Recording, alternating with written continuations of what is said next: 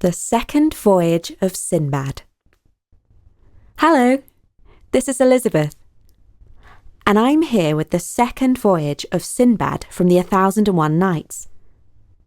In the first episode, a wealthy merchant called Sinbad invited a humble porter into his mansion. By coincidence, the poor man has the same name as the wealthy one. The porter bemoans the unfairness of the world. The rich Sinbad responds by telling the stories of the 7 sea voyages that made him wealthy. My first voyage had been very profitable. I was again a wealthy man. I did not lack for luxury or entertainment. But my friend, I could not rest for long. I had tasted the salt air and the thrill of travel and adventure. Soon I was pulled by the will of Allah back to the seaport at Basra, where I found a newly made ship with fine sails and the best equipment. The captain was gathering merchants for a voyage. I booked my place with him and then went to the market to buy up goods for trade. We set sail the very next day and cruised from island to island in the fine weather. Wherever we landed, we found a crowd of merchants and clients eager to do business with us. At last, we came to a peaceful island with no sign of human inhabitants. It was a lovely place with green trees, brightly coloured birds, and cool running streams. I roamed around and found a pleasant spot to eat the lunch that I'd brought with me. After I'd enjoyed my food, I allowed my eyes to close and fell into a pleasant sleep. When I awoke, I felt uneasy. I hurried back to the beach where we had come ashore. My fellow travellers had left tracks in the sand. I found the skins of fruit that they had eaten, and the smoky remains of a fire that they had lit for cooking. But they themselves were gone. They had left me. I was marooned. Now I sat down on the shore and looked out to sea. All the time I expected to see our ship sail back around the headland to pick me up, but she did not. The crew and my fellow merchants had forgotten all about me. Tears came into my eyes as I thought of the life I had lost in Baghdad.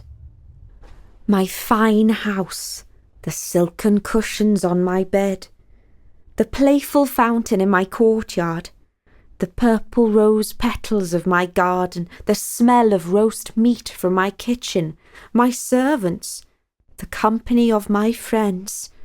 There was no luxury that I lacked then. Now I had exchanged all those comforts for a bed of leaves on a desert island. The tears stung my eyes. I felt that a jinn had climbed inside my head and was going to drive me crazy.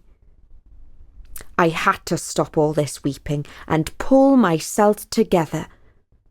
Perhaps I was not as alone as I thought. After all, I had not explored the whole island. I got up and walked back to the tall tree underneath which I had slept earlier. I grabbed hold of a branch and pulled myself up onto it. Then I climbed and climbed round and round the tree until I reached the top. From there, I surveyed the island. I could not see a plume of smoke or any sign of human life, but I did see some sort of strange building, a giant dome, smooth and white. This I had to examine more closely. I climbed down to the ground and walked in the direction of the dome. When I reached it, I strode all around and counted 50 paces.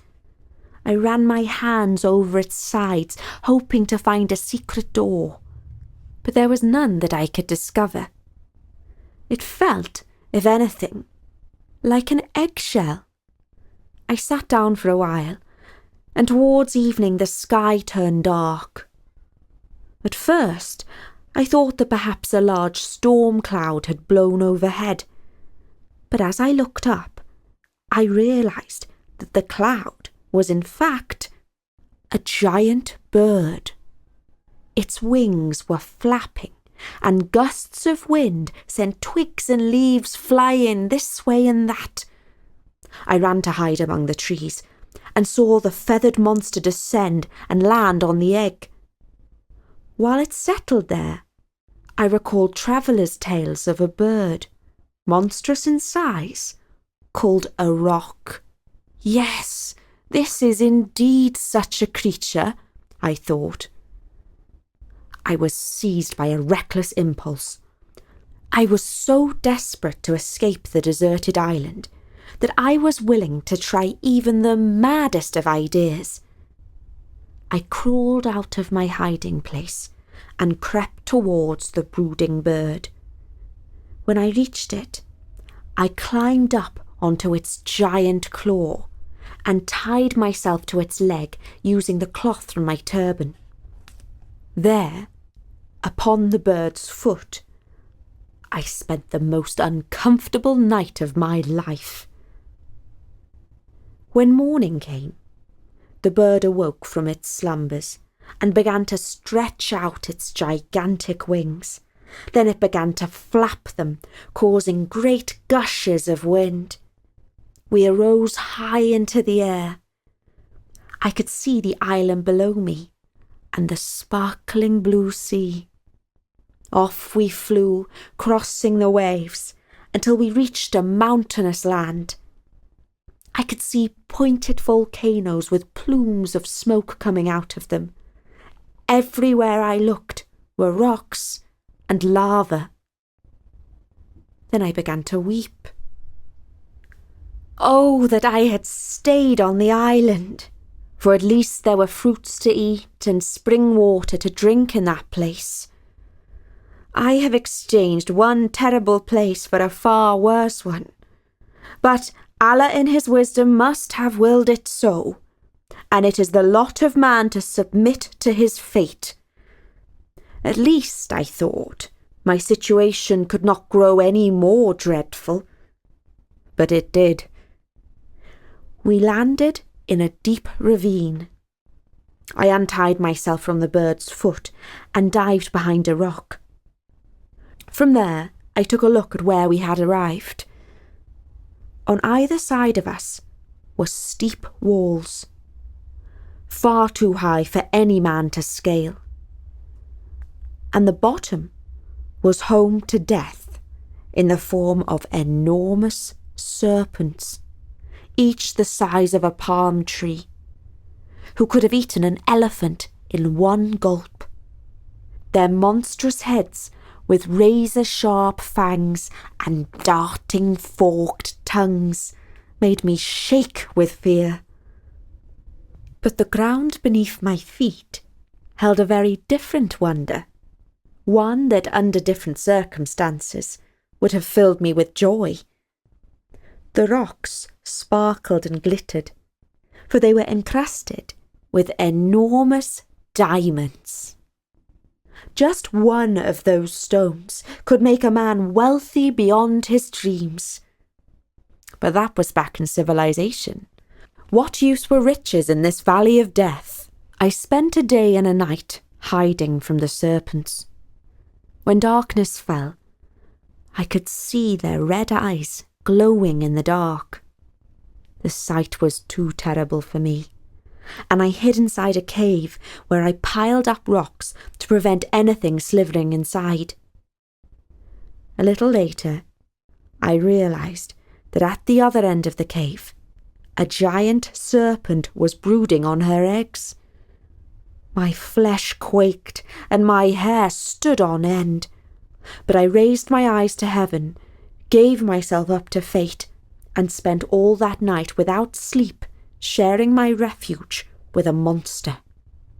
At daybreak, I took down the rocks and staggered out like a drunken man, giddy with fear and hunger. I wandered a little way down the valley, As I walked, first one, and then another, huge piece of meat dropped down from the sky and landed on the rocks. Had a giant bird let them go? Then I recalled a traveller's tale of a dangerous mountain range that is full of riches. The story went that merchants would drop pieces of meat into a valley in the hope that diamonds would stick to them. They would wait for an eagle or another bird to swoop down, pick the meat, and carry it to its nest. The merchants would climb up to the nest and scare away the bird by shouting and throwing sticks and stones. In this way they could recover a diamond. When I had recalled this tale, it was clear to me what I had to do. First, I filled my pockets with diamonds. Then, taking off my turban, I attached the meat to my chest. I lay and waited for a giant eagle to spot the easy meal and pick it up in its claws. When it carried the meat off to its nest, it took me with it, and so I was lifted out of the valley. When we settled down in the nest, the eagle had little time to peck at its meal, for it was soon disturbed by loud shouting and sticks and stones landing in the nest. It flapped its wings and flew off. Men approached and were surprised to see me rise up and wave my arms to greet them. My heart was filled with joy, but at first they were disappointed and angry. "What trick of fate is this?" said one. "We risked our lives to rescue a fortune from the valley, not a man." "Do not fret," I called out in happiness. "My pockets are filled with enough riches to satisfy all of us. I will share them with the man who threw down the piece of meat." As we went off, I told the merchants of my adventures and all that had happened to me, and they were filled with marvel. It took us 2 days to walk down from the mountain range. At last, we arrived in a flat and pleasant land shaded by giant trees. The only danger was from giants with leathery skins and horns on their noses. These rhinoceroses can easily trample a man to death if they are disturbed. We managed to avoid them by staying downwind so that our scent did not carry to their nostrils. We safely reached the ship and sailed for Basra, where we sold our diamonds for a great fortune. Now, I was twice as wealthy as before, and I swore that I would never walk up the gangplank of a ship again. Oh, my friend, if only I had kept my promise. The porter was in awe of all that he had heard. The merchant gave him 100 gold dinars and invited him to return the following evening to hear another tale. I do hope that you enjoyed this story of Sinbad. I'll be back soon with his next adventure.